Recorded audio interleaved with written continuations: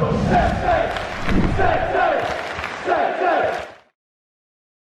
good evening all. Welcome back to TalkNorwichCity. Jack Reeve to try and review Southampton 4, Norwich City 4. We've somehow gone away from home, scored 4 and not won it, and conceded 4 and not lost it. One of the most intriguing encounters for quite some time.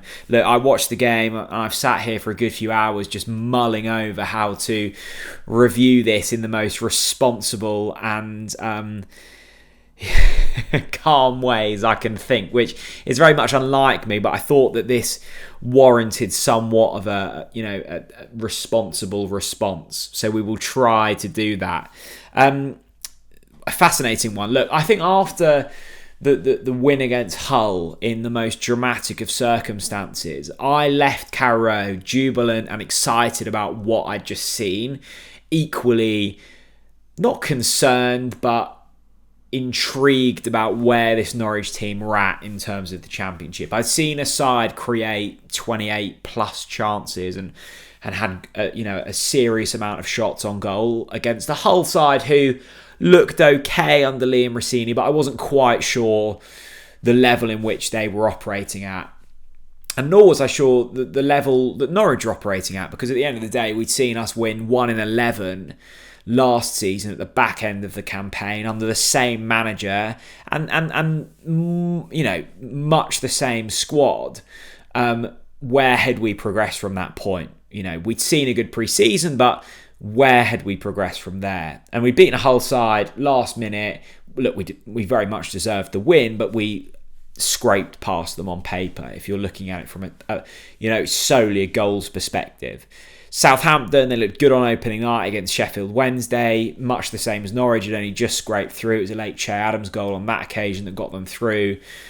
A very talented squad. Were operating in the Premier League last season under a coach in Russell Martin, who's clearly very switched on. Look, he's not got his previous 2 clubs promoted in MK Dons and Swansea, but has progressed both sides. Whatever you think of Russell Martin, we can agree on the fact that from the point in which he joined to the point he left, they were playing better football in a better position in the table. And I thought that, linked with the Southampton squad, they're onto a good thing. And I think Southampton will continue to progress under Russell Martin. I fully expect them to be in the top 6 at the end of this season. There's a lot of moving parts there at the moment. You've got Ward-Prowse, you've got Lavia going, Livramento's already gone, you've got a couple of incomings. It's difficult, as we know as Norwich fans, when you're coming down from the Premier League to get up and go again with a different squad. This Norwich side, though, having seen us in the opening 2 games, I'm not too concerned to make the conclusion that this is absolute night and day compared to last season. This is a brave, bold squad with talent and with experience in this side, and I've been really impressed with the new signings that are willing to get up and go at opponents. And at the end of last season, we were timid, we were scared, and I think there were a few reasons for that. I think the atmosphere didn't help. I think the football under Dean Smith probably didn't help. We were in shocking form, and we were lacking certain types of players. I've seen Stacey, I've seen Duffy. I've seen Ashley Barnes come into this side and get us up by the scruff of the neck and really go, look, what are we? What are we about? Let's take it to the opponents. And I think Southampton were a really good litmus test. And to walk away from St Mary's disappointed with a point, which we are, is actually a really positive thing, I think. Because I think, barring the most optimistic / deluded fans, and if you are one of those guys, kudos. I think we would have all taken a point. And to come away disappointed with a point is really positive. Sargent opens the scoring. I've said multiple times on the podcast, I was really, really down on Sargent a couple of seasons ago. I think he's completely turned it around. I think he's busy. I think he's got a really good eye for goal. I think he's got a good shot on him. I like the way he links up with Ashley Barnes. Brilliant to see him on the score sheet. I think he's on for a really good season. Gabriel Sara, we know the quality that he's got. We've just got bloody hope that we keep him, and I think we will.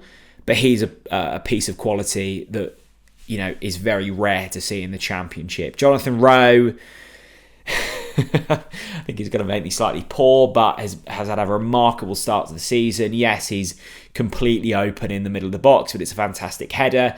And Christian Fassnacht, look, I didn't know anything about this guy when he came into the squad, but had a good kind of 10-minute cameo against Hull on opening day and has scored what looked to be a winner, wasn't to be in the end, but looks really bright. Another signing that looks positive. In terms of the Southampton goals, look, they scored 2 penalties. Adam Armstrong scored a couple. I've seen a lot of people tipping him up to be top scorer come the end of the season. He looks bright. Che Adams, you would say, is probably a Premier League player. Look, Southampton have scored a couple of set pieces, and one of them was very soft. I think, the Duffy handball, I know David Wagner was slightly upset about it, but I think both of those, if you're a Southampton fan, you'll probably, you feel justified to get them. You would be slightly peeved off as a Norwich player, and David Wagner in particular. I think the thing that we just have to get our heads around, and I think it makes it slightly easier because I wasn't at St Mary's, and when you're in the hustle and bustle of the ground, it does become slightly more difficult, and you've maybe sank a few Lakens during the game, and that intensifies emotions. In the Championship, we haven't got VAR, and I think that's a really beautiful thing, and I think that should remain that way. But what we're going to have to accept is there will be a degree of human error throughout the season. I think our winning goal last week was human error. The ball was quite clearly out of play, and the goal stood.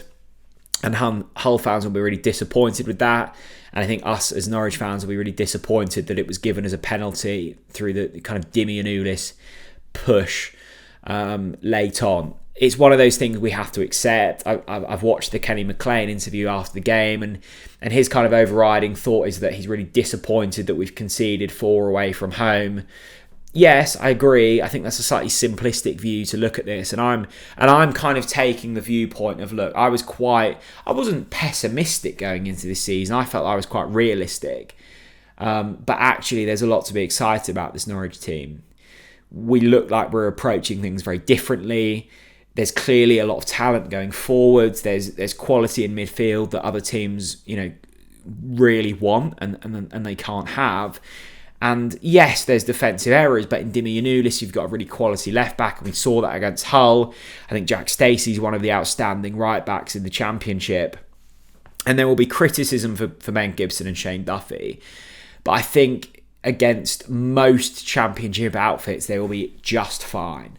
We've got up against the Southampton side today with vast amounts of cash, a good head coach and quality. And yes, we've conceded 4, but actually, if you look at our defending from open play, aside from set pieces, it wasn't shocking. There were mistakes and unforgivable mistakes. But on the whole, we were okay. And I'm actually coming away from this with a whole lot of optimism, because I'm looking at our upcoming fixtures. We've got QPR in the Cup, Millwall, Huddersfield, Rotherham, Stoke. Our next 4 games I deem lesser opponents in terms of quality than Southampton, and we should have beaten Southampton. We've scored 4 goals against them. So,